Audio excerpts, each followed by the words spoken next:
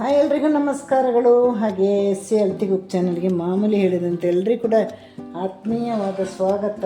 Good morning, ಶುಭೋದಯ ಎಲ್ಲವೂ ಕೂಡ. ಇವತ್ತು ಬೆಳಿಗ್ಗೆನೇ ಹೀರೆಕಾಯಿ ಪಲ್ಯ ಮಾಡ್ತಾಯಿದ್ದೇನೆ. ಇವತ್ತಿನ ನನ್ನ ವಿಡಿಯೋದ ರೆಸಿಪಿ ಹೀರೆಕಾಯಿ ಪಲ್ಯ. ಹಾಗೆ ಸುಲಭವಾಗಿ ಹೀರೆಕಾಯಿ ಪಲ್ಯವನ್ನು ಮಾಡೋದು ಹೇಗೆ, ಮತ್ತು ಇದು ನಮ್ಮ ಚಪಾತಿ, ದೋಸೆ, ನೀರು ದೋಸೆ, ಉದ್ದಿನ ದೋಸೆ ಎಲ್ಲದಕ್ಕೊಂದು ಸೈಡ್ ಕಾಂಬಿನೇಷನ್ ಆಗಿ ಇಟ್ಕೊಳ್ಬೋದು. ಹಾಗೆ ರಸಮ್ ಅನ್ನ ಜೊತೆ ಕೂಡ ಒಂದು ಸೈಡ್ ಕಾಂಬಿನೇಷನ್ ಆಗಿ ಇಟ್ಕೊಳ್ಬೋದು. ಹಾಗೆ ಸುಲಭವಾಗಿ ಹೇಗೆ ಮಾಡೋದು ಅಂತ ಬನ್ನಿ ನೋಡ್ಕೊಂಡು ಬರುವ. ಎಲ್ರಿಗೂ ಗೊತ್ತು ಹೀರೆಕಾಯಿ ಪಲ್ಯ ಮಾಡೋದು, ಆದರೆ ನಾವು ಹೇಗೆ ಮಾಡೋದು ಅಂತ ತೋರಿಸ್ಕೊಡ್ತೀನಿ. ಬನ್ನಿ ಹಾಗೆ ನೋಡ್ಕೊಂಡು ಬರುವ. ಹೀರೆಕಾಯಿನ ನಾವು ತಗೊಳ್ಳುವಾಗ ಗ್ರೀನ್ ಆಗಿ ಎಳೆಯದು ತಗೊಳ್ಬೇಕು. ಇದರಲ್ಲಿ ಒಂದು ಎಳೆಯದಿತ್ತು, ಒಂದು ಸ್ವಲ್ಪ ಬಲ್ತೋಗಿದ್ದಿದೆ. ಬಲ್ತೋದ್ರೆ ಅಷ್ಟೊಂದು ಪಲ್ಯ ಚೆನ್ನಾಗಿ ಬರೋದಿಲ್ಲ.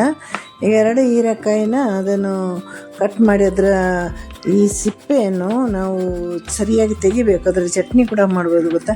ನೆಕ್ಸ್ಟ್ ಟೈಮ್ ನಿಮ್ಗೆ ಅದು ನಾನು ತೋರಿಸ್ತೇನೆ ಹೇಗೆ ಚಟ್ನಿ ಮಾಡೋದು ಅಂತ. ತುಂಬ ಚೆನ್ನಾಗಿರುತ್ತೆ. ಹಸಿಮೆಣಸಿನಕಾಯಿ, ಕೊತ್ತಂಬರಿ ಸೊಪ್ಪೆಲ್ಲ ಹಾಕಿ ಸೂಪರಾಗಿರುವ ಚಟ್ನಿ ಮಾಡ್ಬೋದು. ಮತ್ತು ಸ್ವಲ್ಪ ಡೀಪಾಗಿ ತೆಗಿಬೇಕು ಅದರ ಸಿಪ್ಪೆಯನ್ನು. ಈಗ ನಾನು ಬರೀ ಮೇಲಿಂದ ಮಾತ್ರ ತೆಗೆದು ಇದನ್ನು ತೊಳೆದು ಪಲ್ಯ ಮಾಡೋದು. ಯಾಕಂದರೆ ಕಟ್ ಮಾಡಿದ ಮೇಲೆ ತೊಳೆದ್ರೆ ಅದು ನೀರನ್ನು ಹೀರಿಕೊಂಡು ಪಲ್ಯ ಸರಿಯಾಗಿ ಬರೋದಿಲ್ಲ. ಹಾಗಾಗಿ ನೋಡಿ ಮಾಡಬೇಕು. ಈಗ ನೀರು ಹಾಕಿ ಚೆನ್ನಾಗಿ ತೊಳಿಬೇಕು. ಇದು ಕತ್ತರಿಸಿದ ಮೇಲೆ ತೊಳೆಯೋ ಹಾಗಿಲ್ಲ. ಈ ಪಲ್ಯ ನೀರು ಸೇರಿಸದೆ ಮಾಡಿದರೆ ಮಾತ್ರ ಚೆನ್ನಾಗಿರೋದು, ನೀರು ಸೇರಿಸುವಾಗಿಲ್ಲ. ಈಗ ಚೆನ್ನಾಗಿ ತೊಳೆದು 1-2 ಸಲ ತೊಳೆದು 1 5 ನಿಮಿಷ ಹಾಗೆ ಇಟ್ಟು ಆಮೇಲೆ ಕತ್ತರಿಸಿ ಪಲ್ಯ ಮಾಡಿದರೆ ಸೂಪರಾಗಿ ಪಲ್ಯ ಮಾಡ್ಬೋದು. ಇದನ್ನು ಬೇಳೆ ಹಾಕಿ ಸಾರು ಮಾಡೋರು ಕೂಡ ಇದ್ದಾರಲ್ಲ, ಮತ್ತು ಸಾಂಬಾರು ಕೂಡ ಹಾಕೋರಿದ್ದಾರೆ ಕೆಲವರು. ನಾನು ಸಾಂಬಾರಿಗೆಲ್ಲ ಹಾಕೋದಿಲ್ಲ ಇದು. ಈಗ 2 ಸಲ ಹೀಗೆ ತೊಳಿಬೇಕು ಚೆನ್ನಾಗಿ. ಒಟ್ಟು ನಾವು ಸಿಪ್ಪೆ ಕೂಡ ತೆಗೆದಿದ್ದೇವಲ್ವ, ಹಾಗಾಗಿ 2 ಸಲ ತೊಳೆದ್ರೆ ಸಾಕಾಗುತ್ತೆ.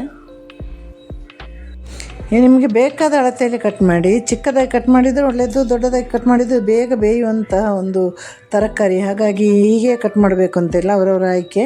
ನಾನಿಲ್ಲಿ ಚಿಕ್ಕದಾಗಿ ಕಟ್ ಮಾಡ್ತಾ ಇದ್ದೇನೆ. ಚಿಕ್ಕದಾಗಿ ಕಟ್ ಮಾಡಿದರೆ ನಮಗೆ ಒಂದು 5-8 ನಿಮಿಷದಲ್ಲ ಪಲ್ಯ ರೆಡಿಯಾಗುತ್ತೆ ಮುಚ್ಚಿಬಿಟ್ಟು ನಾವು ಮಾಡಿದರೆ. ಹಾಗೆ ನಾನು ಇಲ್ಲಿ ಎಲ್ಲವನ್ನು ಚಿಕ್ಕದಾಗಿ ಕಟ್ ಮಾಡಿ ಮತ್ತೆ ಪಲ್ಯಕ್ಕೆ ಈಗ ರೆಡಿ ಮಾಡೋದು. ಇನ್ನು ಇದಕ್ಕೆ ನೀರು ಹಾಕುವಾಗಿಲ್ಲ. ಒಂದು ಈರುಳ್ಳಿ, ಒಂದು 4-5 ಹಸಿಮೆಣಸಿನಕಾಯಿನ ಕಟ್ ಮಾಡಿ ಹಾಕಬೇಕು. ಬೇರೆ ಯಾವ ಖಾರನೂ ಕೂಡ ಹಾಕುವಾಗಿಲ್ಲ. ಒಂದು ಈರುಳ್ಳಿ ಇದರ ಜೊತೆನೇ ಹಾಕ್ಬೋದು. ಇದು ಹಸಿಮೆಣಸಿನಕಾಯಿ ಕೂಡ ಹಾಕಿದ್ದೇನೆ. ಬಾಣಲಿ ಬಿಸಿಯಾಗಿದೆ. 1 ಸ್ಪೂನಷ್ಟು ಎಣ್ಣೆ ಹಾಕುವ. ಮಾಮೂಲಿ ನಮ್ಮ ಕಡಲೆಬೇಳೆ, ಉದ್ದಿನಬೇಳೆ, ಸಾಸಿವೆಯನ್ನು ಕೂಡ ಸಿಡಿಸುವ.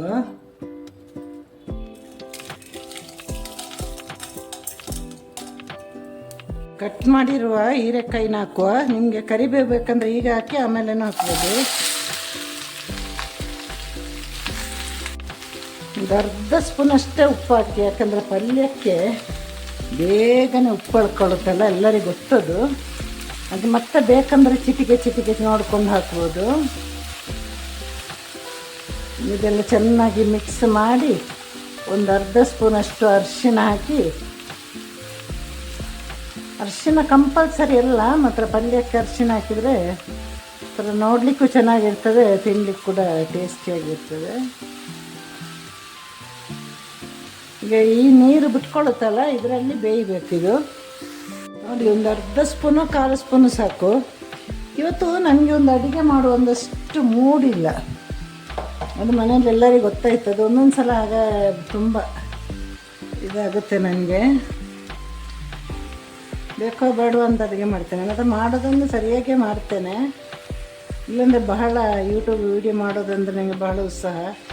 ಇವತ್ತು ಬೇಕೋ ಬೇಡವಾ ಅಂತ ಬೆಳಿಗ್ಗೆನೇ ಅನ್ನಿಸ್ತು, ಮಾಡಬೇಕಾ ವೀಡಿಯೋ ಬೇಡವಾ ಅಂತ. ನಮ್ಮ ಮನಸ್ಸಿಗೆ ಒಂಥರ ಕಾರಣ ಇಲ್ಲದ ಬೇಸರನೂ ಕೂಡ ಇರುತ್ತಲ್ಲ, ಹಾಗೆ.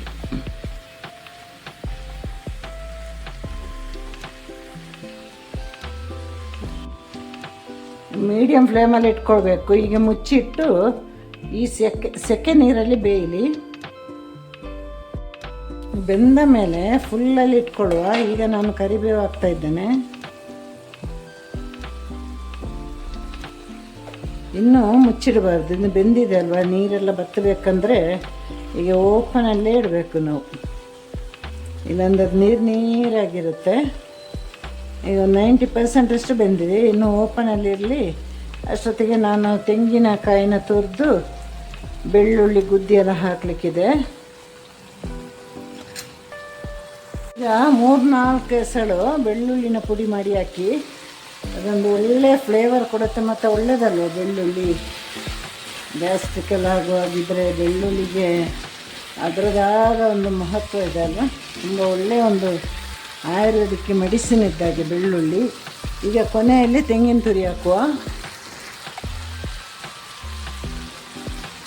ಈಗ ಸ್ವಲ್ಪ ತೆಂಗಿನ ತುರಿ ಹಾಕುವ. ಅಷ್ಟೊತ್ತಿಗೆ ಅದು ಬೇಯುವಾಗ ನೀರು ಕೂಡ ಬತ್ತಿ ಹೋಗುತ್ತಲ್ಲ.